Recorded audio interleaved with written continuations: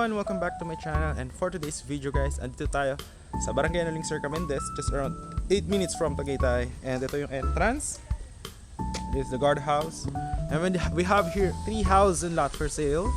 Meron tayong isa, ayan guys, corner lot, 227 square meter for only 6.8 million. So gagawin niyang finish is yon, yung house sa tabi niya, sold na yon. Yung katabing house is 150 square meter, yung nandun naman sa katabi 162, yung katabi 158.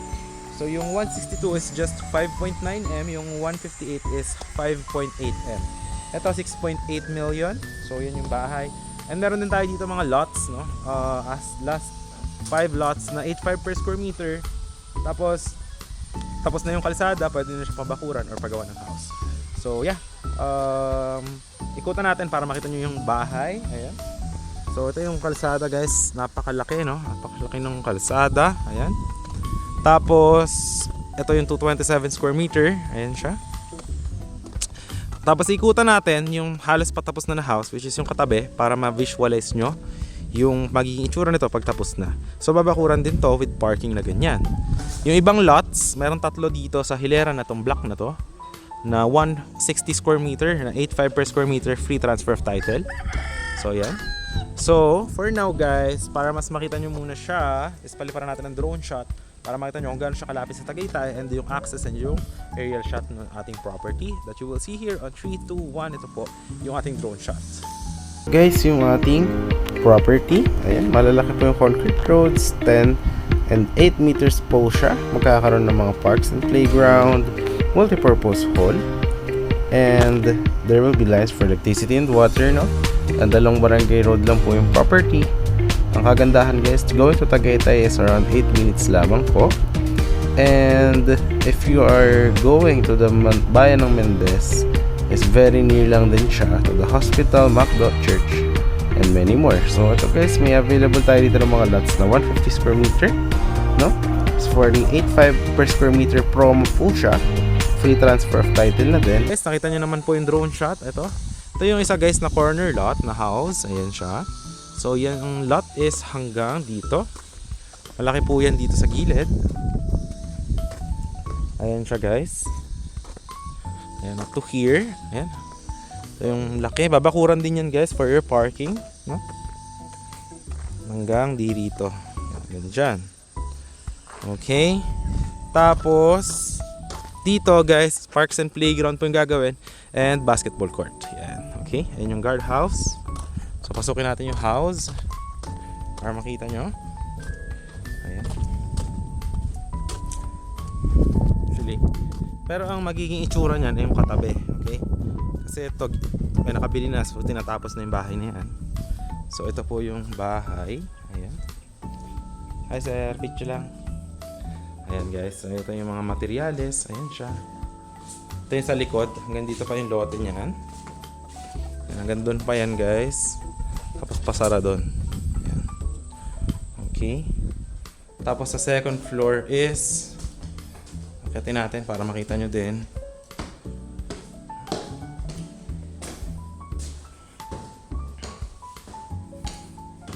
Ayan. So guys, dyan yung isang CR, pangalawang kwarto, ito yung pangatlo. May CR din yan dyan. So yan yung view, no? If you will be getting this house. Ito yung balcony niya. Para ma-visualize nyo. Ayan. So pag ganyan yung lote, paikot hanggang doon. Tapos yan yung view. Okay, so ngayon ikutan natin yung doon sa bahay na yun para makita nyo yung magiging itsura nito pag tapos na. So ito guys yung bahay, no? Na ganyan yung magiging itsura pag tapos na yung bahay na yan. Okay. So ito available din to guys, itong dalawa. Yan. So halos same lang naman yun ng mga itsura, no? So doon naman mamaya sa lot, ikutan din natin. So pasukin na muna natin ito para makita nyo din. Ayan. Ayan siya guys. Alright. Ito yung sa parking. Ayan siya. Paikot dyan. Tayo dito.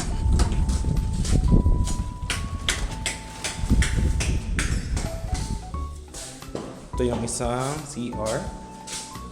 Ayan. Ito yung parang living area niya. Ayan, living room. Ito yung sa mini bar or kitchen. Ayan. Ito yung dito sa room sa baba with CR. Ayan yung CR guys. Nakabarnis na yung pinto. Ayan. Alright, yan yung CR niya. Okay. Ito naman yung dito sa baba. Ayan. Okay, nakit naman tayo guys. Ano makita nyo sa taas?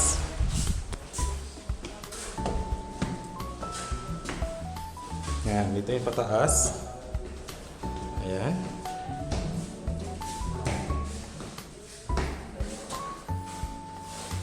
Ayan siya guys. Ito muna tayo sa room dito. Ayan. Ayan siya kalaki. Ganun din yung mangyayari sa kabilang bahay. Ayan dyan. Dito magkakaroon ng tangke ng water. So malaki yung view mo dito. Ayan, may papaya pa. Laki ng papaya na yan. Tapos dito CR. Ayan. Alright.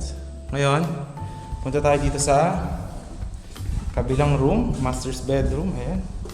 Ito yung CR. So ayan. Ito yung view. No? Ito yung view dito sa taas. Ayan. Ayan siya guys. Ayan. Okay. So yan yung house and lots natin guys. Ayan. But if you want naman yung ating lot only, ayan, pakita ko sa inyo available lot dito. Makita nyo dito sa kabila. Ayan dito. So yung dito guys, yung lot dito 160 square meter. Any house design, pwede naman kayo magpagawa sa contractor nyo. So ito yung isang 160 square meter. Ayan, ito. Ayan siya guys. So 11 meters by 10 meters. Pag ganun. Like 15 meters pag ganyan. Ayan. So from guardhouse, ito yung 160 square meter. Isang lot. Meron din dito sa kabila dalawang 160 na magkatabi. Ayan, dalawang 160 na magkatabi. Pakita ko sa inyo. So ito guys, meron pa yung gagawin dyan na sidewalk. Tsaka dyan. Tapos ito is papatagin din yung lot, no? For turnover. So dito yung dalawang lot guys na 160. Ito. From guardhouse, ito yung dalawang lot. 160 tapos 160. Na magkatabi. Tapos yung last pa natin na dalawang lots nandun sa kabilang block kalsada. Ikot tayo doon. Punta tayo dito. Daan tayo sa kabila. So yan yung apat na 4 na 150 square meter guys, magkakatabi yan. 150, 150, 150, 150. Ayan. So napakalaki ng kalsada. Yan, i-clear out pa yan guys.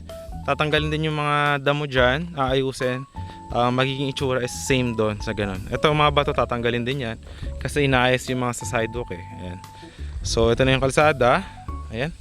So dito guys, yan. Ito yung mga 150 square meter. So yun lang yung mga lots na available. Ayan. So yun guys, if you are interested for the house and lot or the lot only, yan na lang yung remaining dito. Message nyo lang ako. So yeah, that's for only 8.5 per square meter sa lot. Yung sa house and lot, yung corner lot is 6.8. Yung dito sa inner is 5.8 tsaka 5.9 m. Ayan. So yun, malapit lang din siya sa Tagaytay, located at Barangay Anuling Circa. So siguro ang pwede nyo i-search dito is yun, Barangay Anuling Circa Hall. Siguro katapat nyo lang halos, mga 2 minutes from there. But if you're from Tagaytay, napakalapit lang. Dito sa Tagaytay bypass road yung daan. So yun guys, if you are looking for a retirement lot, I hope na ma-assist ko kayo. So message nyo lang just yung Viber, WhatsApp ko. And if you are on the under country, ayan, message nyo lang din ako para ma-assist ko din kayo. Ayun lang guys, maraming salamat sa panonood and I hope to see you in the next vlogs. Bye bye!